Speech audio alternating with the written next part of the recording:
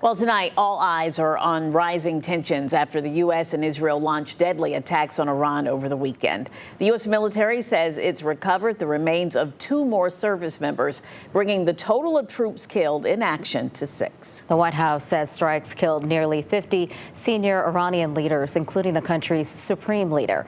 Iranian state media is also reporting at least 150 deaths at a girls' school in the city of Mainab.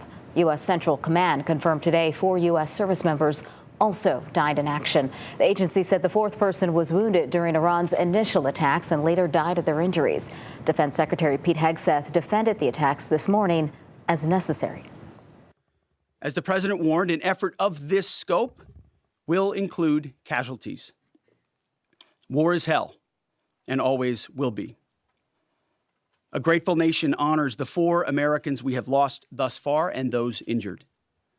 The absolute best of America. Hegseth declined to say how long the operation will last and refused to rule out the potential U.S. troops on the ground in Iran. U.S. and Israeli airstrikes on Iran continue at this moment as President Trump says the conflict will continue for several more weeks and maybe longer. So much of the Middle East is getting caught up in the fighting, and people here at home wonder about an exit plan. We spoke to experts about what might come next. What you don't want to do is have an insurgency like Iraq, like Afghanistan, that pushes us out 20 years. Having flown dozens of combat missions as a Marine Cobra pilot in Operation Iraqi Freedom and other missions, retired Marine Corps Colonel William Dunn is watching what's happening in Iran very closely. He says what's taking place now is far from a sudden move. So this is not new. There is planning going on. I don't know at what level in the State Department they're doing it right now, but I guarantee you, and it may not be smooth, but I guarantee you people are thinking about what I consider the next step. And as for troops from Norfolk, including USS Gerald R. Ford, that are in the region, the author of Gunfighter's Rule has this message. Combat's dangerous, so they have to remain vigilant. What I would tell the parents and husbands and wives of their family members is your military member is trained. But with regime change as a stated goal, Virginia Tech Middle East professor Ariel Aram says it can't be done without troops on the ground. And right now, there's a lot of ambiguity about what's next. But it's really difficult to ask a regime to commit suicide.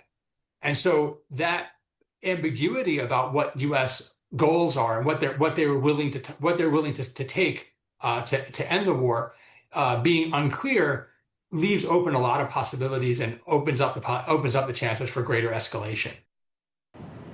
And the president says U.S. forces were determined to destroy Iran's missile capabilities and wipe out its navy. Most Americans disapprove of U.S. military action in Iran, and a majority think a long-term conflict is likely. That's according to a new CNN poll.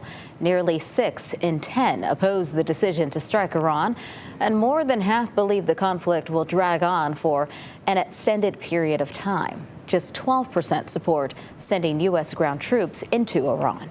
Most also question President Donald Trump's handling of the situation, with 60% saying he does not have a clear plan. A majority says he should seek congressional approval before any further action.